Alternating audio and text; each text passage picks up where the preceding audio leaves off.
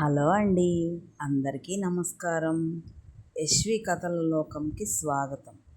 ఒక పల్లెటూరు అమ్మాయి కథ పార్ట్ 3. ఇక హారతి పాడటం అయ్యాక శివానీకి హారతి ఇచ్చి తనని ఆశీర్వదిస్తారు. పేరంటానికి వచ్చిన ముత్తైదువులందరికీ కూడా తాంబూలాలు ఇచ్చి పంపిస్తారు.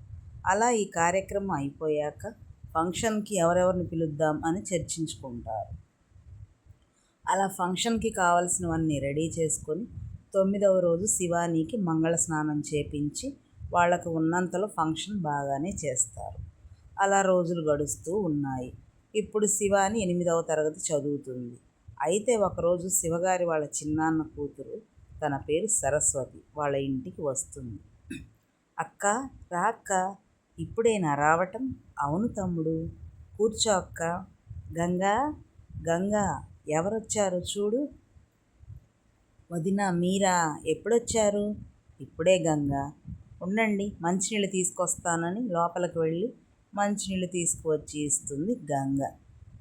గంగా, అక్క కాసేపు విశ్రాంతి తీసుకుంటుంది, నువ్వు వెళ్ళి వంటకి ఏర్పాటు చెయ్యి.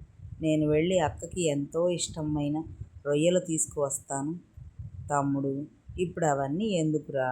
నేనేమైనా పరాయిదాన్నా మర్యాదలు చేయటానికి? అదేంటక్క అలా అంటావు? నువ్వు పరాయిదానవని నేను ఎప్పుడూ అనుకోలేదు. ఎప్పుడో ఒకసారి వస్తావు. అలా వచ్చినప్పుడైనా నువ్వు తృప్తిగా భోజనం చేస్తే నాకు చాలా సంతోషంగా ఉంటుంది అక్క.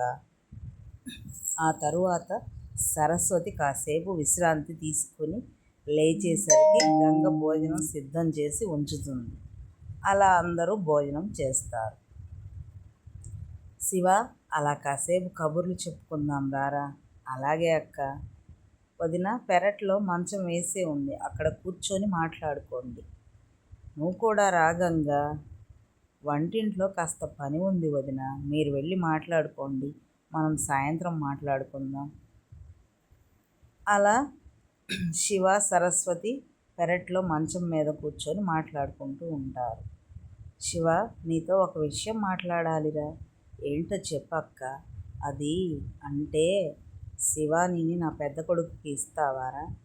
అక్క, శివానీకి ఇప్పుడు 13 సంవత్సరాలే. అయినా ఎప్పుడో పెళ్ళికి ఇప్పుడే ఎందుకక్క ఈ మాటలు? అది కాదురా, మనం ముందుగానే మాట్లాడుకుంటే మంచిది కదా, అందుకని అడుగుతున్నా. శివానీని నా పెద్ద కొడుకుకి ఇవ్వమని. అక్క, నేనైతే నా కూతురిని అయిన వాళ్ళకి ఇవ్వదలుచుకోలేదు. సపోజ్ నీ కొడుకుకి ఇస్తానని అన్నానే అనుకో, మీ వదిన వాళ్ళ అన్న కొడుక్కి ఇవ్వమని అంటుంది. అయితే ఏంట్రా, నా కొడుక్కి ఇవ్వకుండా వదిన వాళ్ళ తమ్ముడికి ఇస్తావా అని కోపంగా అంటుంది సరస్వతి. అదే అక్క నేను చెబుతుంది. ఇప్పుడు శివాని 8వ తరగతి చదువుతుంది. శివానీని నేను తను ఎంతవరకు చదువుకుంటాను అంటే అంతవరకు చదివిస్తాను. ఆ తరువాత కూడా నా కూతురిని నా తరపున కానీ మీ వదిన తరపున వాళ్ళకి ఎవ్వరికి ఇవ్వను. నువ్వు ఏమన్నా అనుకో అక్క అని శివగారు అంటారు. అంటే ఏంట్రా నువ్వు అనేది? నా కొడుకు కన్నా అందగాడిని, ఆస్తి ఎక్కువ ఉన్నవాడిని ఇస్తావా నీ కూతురికి? అక్క, నీ కొడుకు అందంగా లేడు, ఆస్తి లేదు అని నేను అనటం లేదు. ఇటు నువ్వు నీ కొడుక్కి ఇవ్వమని, అటు మీ వదిన వాళ్ళ తమ్ముడికి ఇవ్వమని మీరు ఇలా అడుగుతుంటే నేను ఎవరికని ఇవ్వను? నాకు ఉంది ఒకే ఒక్క కూతురు, ఎవరికని ఇవ్వాలి? నీ కొడుక్కి ఇస్తే మీ వదిన పుట్టింటి వాళ్ళకు కోపం వస్తుంది, మీ వదిన తమ్ముడికి ఇస్తానంటే నీకు కోపం వస్తుంది. హాయ్ ఫ్రెండ్స్, స్టోరీ మీకు నచ్చినట్లయితే please like and share, subscribe please friends. Bye friends. రేపు మళ్ళీ పల్లెటూరి అమ్మాయి కథ పార్ట్ 4తో కలుద్దాం.